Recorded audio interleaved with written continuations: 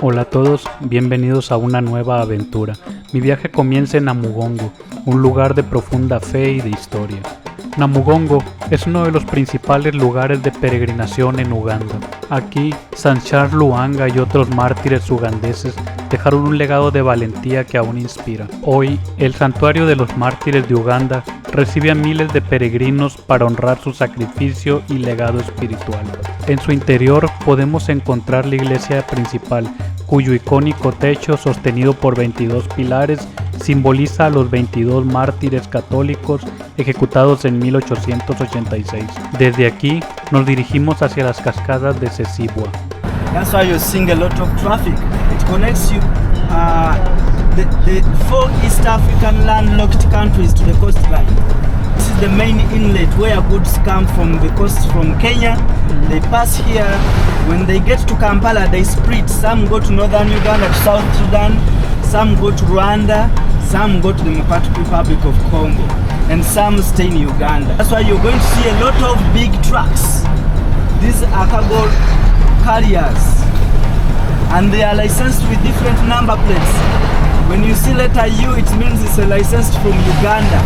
Ugandan licensed number plate. And then when you see K, it is licensed from Kenya. So you have to observe the first letters. U is for Uganda, K is for Kenya, T is for Tanzania. El trayecto es una aventura en sí mismo. Pequeñas colinas, caminos de tierra y destellos de ríos que cruzan nuestro camino. Cada paisaje nos prepara para la magia que nos espera. Las cascadas de Sessezibwa, donde el agua cae con fuerza, rodeada de la selva, naturaleza que parece inalterada en el tiempo.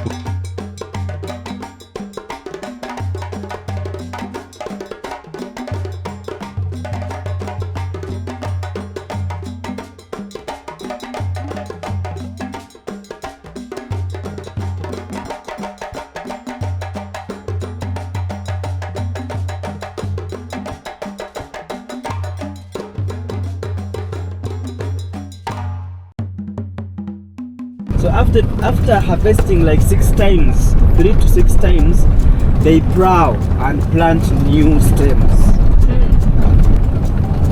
So sugarcane is now a big cash crop in this region. But the Uganda's main cash crop is coffee. Remember, that's a sugar mill up there.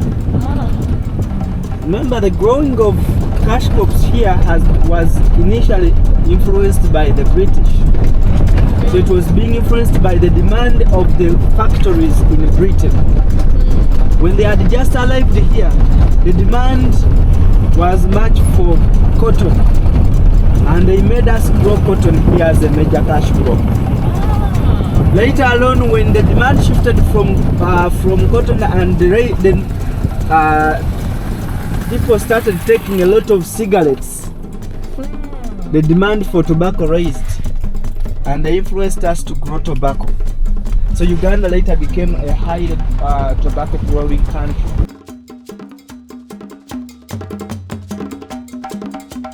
Because we have a high demand for sugarcane products, especially sugar, from our neighboring countries of South Sudan, Rwanda, Congo, and Kenya. That's why there's too much growing of sugar. We plant one small tree, seedling, and as it grows up, it keeps on reproducing. So the whole of these 5 pieces you're seeing on one hole, it was once one small banana. And then as it grows up, it keeps on reproducing more stems coming out, more others coming out. And one banana plant gives you only one bunch of banana. So the moment you harvest, that means it is the end of that particular banana tree, because you have to cut down that tree and it will follow down, then you remove the bunch of banana up there. Do you get what I mean? Yeah, you have to cut down that banana tree, it follows down, and then you remove the banana bunch. So that means that is the end of that particular tree.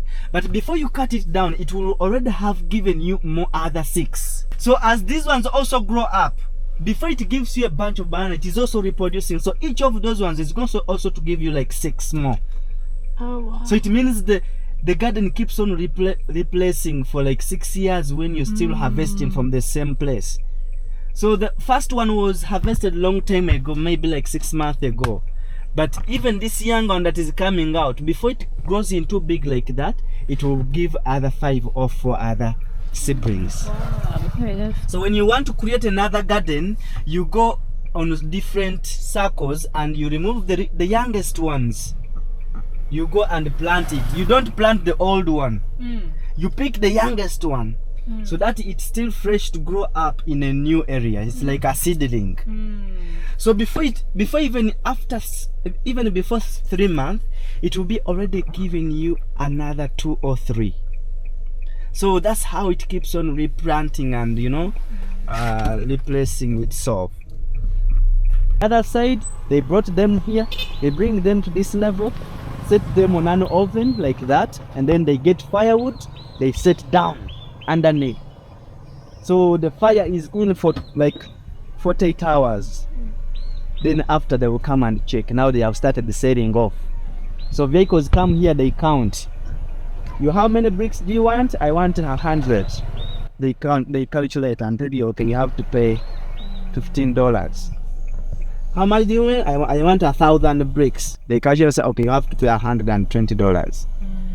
So each brick, a dozen of this goes for a minimum of $1.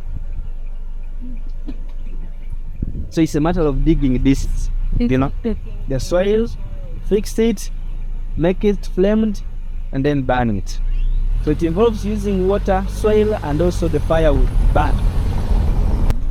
So when we are still kids, we would always come from home, we go in the trees and start checking on them. You just hit on them. When it's ready, it gives a different sound.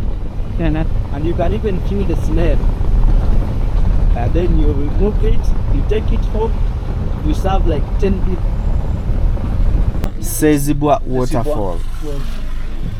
Yes. You see that some people even put here the what? The bricks, and they sold out. Yeah, this was a big flame and they have sold out everything. So they keep shifting from one place to another.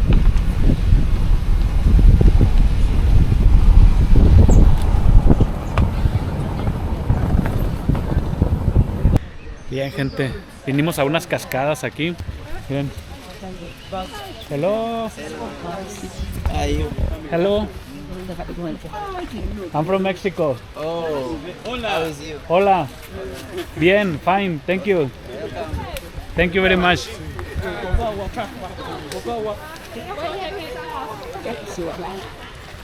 Ok. Miren, ahí ya se ve la cascada. Allá está adelante. Creo que son muchachos como de escuela. Vienen a visitar. Este país lo que tiene es que es muy verde, o sea, vean. Es increíblemente verde. Vean toda esa agua. Está muy bonito el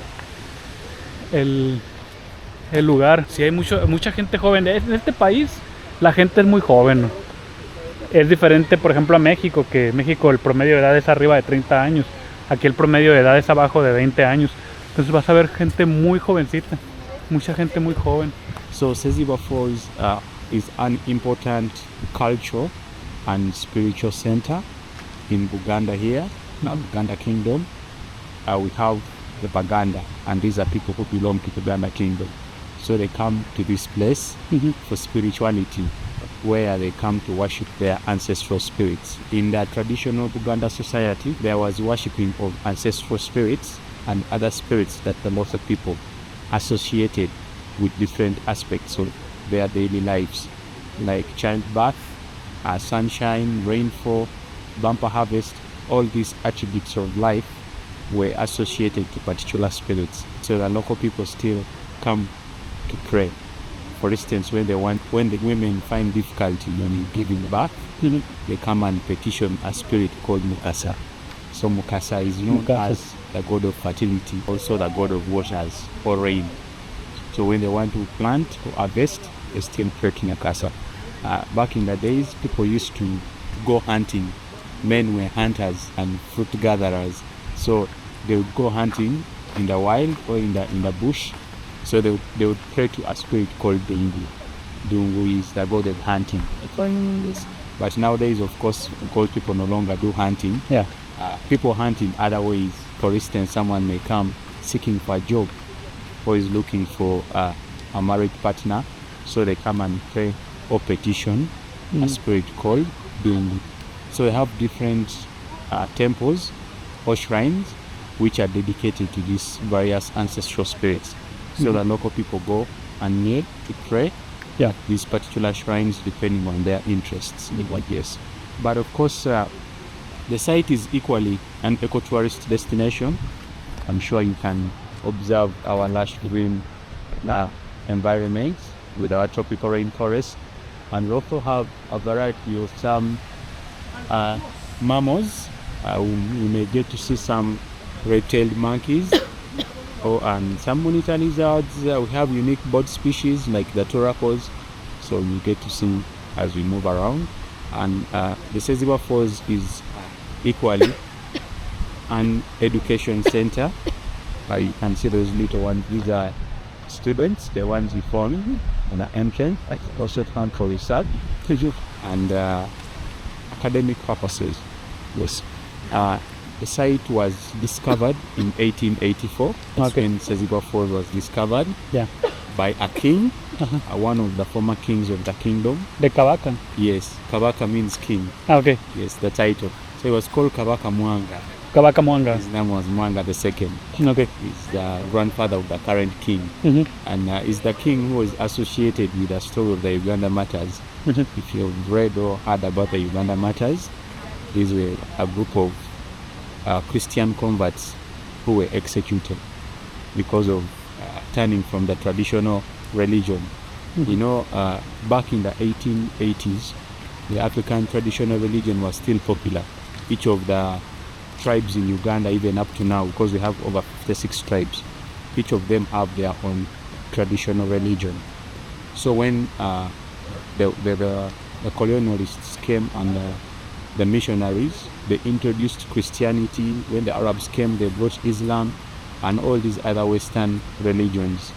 So most of the locals began switching to these modern religions. And so in Uganda particularly, the king was not happy with it because even his own servants in the palace had converted to Christianity.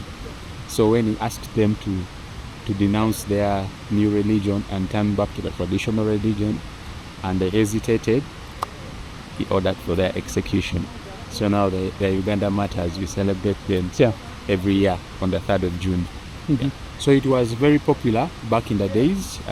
Traditional healing or worshipping was widespread, but now because of globalization and modernization, people have now turned to different Western or modern religions, but some people still believe in the African traditional religion. So you will get to see them as you move around. The Sezibwa River traditionally or historically is believed to be sacred according to the local people, as it is believed to be a twin-born river. Its formation is steeped in legend, and a story tells of a woman called Nakangu Tebatesa who had conceived, and together with her husband called Nsubuga Segwacho, had hoped or expected to give birth to twins. But instead, when she went into labor, twin rivers flowed from her womb. And twins are highly regarded in our traditional setting, believed to be supernatural, or sometimes even demigods, believed to have some supernatural powers. So they're normally given special names, sets of names, if they're boys or girls. These two rivers, of course, were named Waswa and Kato, and these are names for male twins. And they both come from a place called Ngogwe Hills, which is 20 kilometers upstream. That's where the birth took place. And upon birth, the two rivers separated. Each one took their own path. So River Kato, which was the sibling, flowed eastwards, so it empties into the source of the Nile or the Lake Victoria. And then River Sezibwa, this was Waswa, that was later renamed Sezibwa. Sezibwa means unstoppable, flows north of the country, and it pours its waters into Lake Chobe, our third largest fresh water lake in the country. So we'll move around and get to see and take some pictures. So feel free to ask questions. I'll be happy to share with you.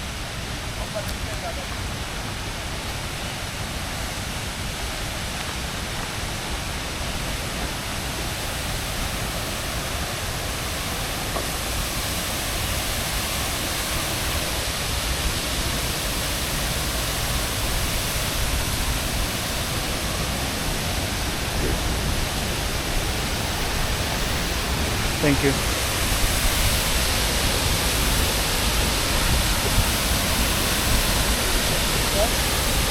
Está muy impresionante la cascada. Ahora sé el nombre en inglés, no, Unstoppable, pero no lo sabía, no sabía qué significaba el nombre de la cascada.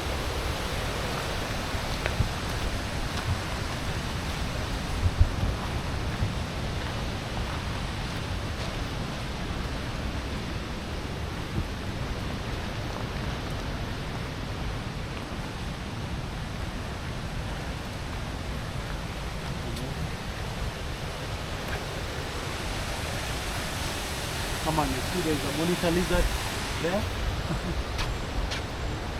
You see the monitor lizard? You see under that tree on the side? Yeah. Under the other tree, there is a monitor lizard. You see him? No. Sorry, it's live. Ah, yeah, I saw it. Yes. Okay. There's a monitor lizard. You want to get closer?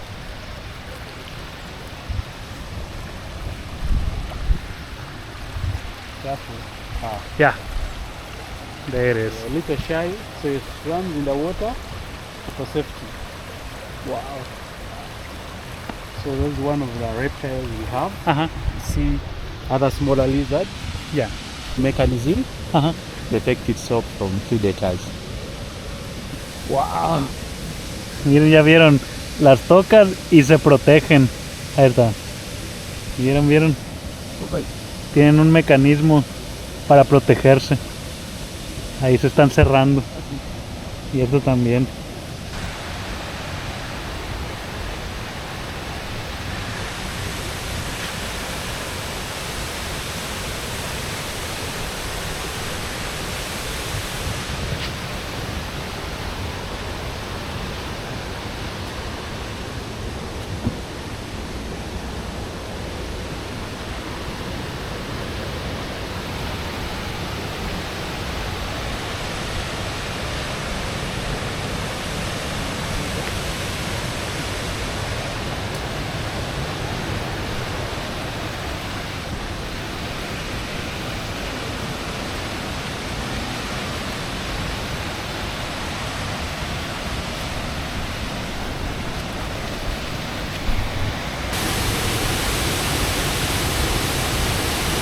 Esta vista es la mejor vista que puedes tener de la catarata desde cualquier parte.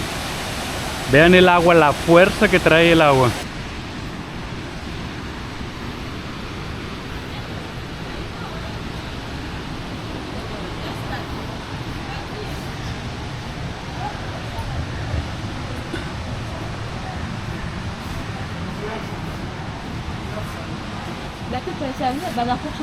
Do you have Nile special? Yes. Yeah. Can you give me one? I don't know what they are. Gente, nos vamos a tomar una cervecita porque está haciendo calor. Eat bamboo, but not its type. We have a special type of bamboo that we call Malewa. And it's very common when you go to the eastern part of the country, around the Mount Elgon region. We have a special type of bamboo that grows on the island, so that local people harvest it, they process it and dry it, and they prepare it. It's so tasty. They mainly use this for construction, scaffolding, then you can make other materials from them. And especially when you go to the southwestern part of the country, it's more hilly, so you find it growing naturally, because here it's planted. But when you go to that side, because those areas are very cold, it favors the growth of bamboo. So you find it grown naturally, only about 3,000 feet above the sea. So it's a native plant? It's not native. Bamboo is not indigenous. It comes from China, so it's only introduced. But we can find some of these, especially the mountain bamboo. It's common. The golden bamboo is quite rare. So the monkeys love it because they eat the softer shoots as well. Yeah. So we have the chimpanzees and the mountain gorillas. That's why they stay around the mountainous areas, because this is part of their food. Will we see chimpanzee? You want to see chimpanzees? Yeah. Today? Here? Are we going? Chimpanzees. With chimpanzees, you have to make a special booking. Yes, because its rates are different and it's quite a distance. The easiest place maybe you could see them is when you go to the zoo. Yeah, here you won't find them. You find them in the zoo or in the island. Or you have to drive about 8 hours away from Kampala, so you need to prepare like 2 days or 3. Wow. For that. You can as well join us. Yeah. I cannot because I go to another waterfall. You want to see more waterfalls? Going to the Murchison. The Murchison.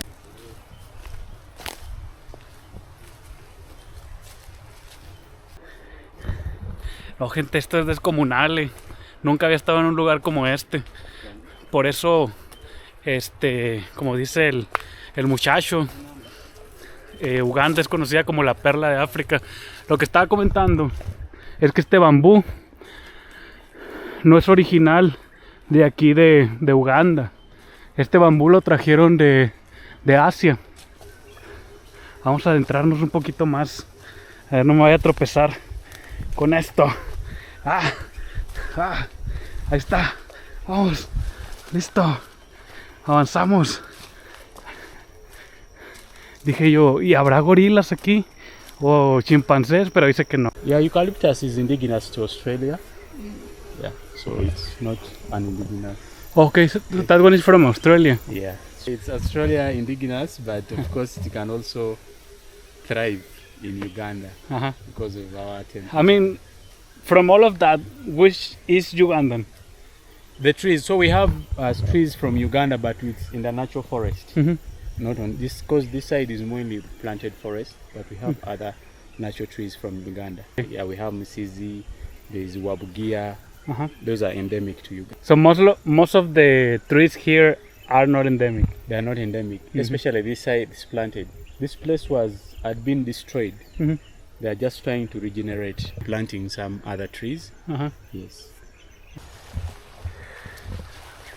Oh my God. This will take us further into the eucalyptus. And this takes us to the top of the falls.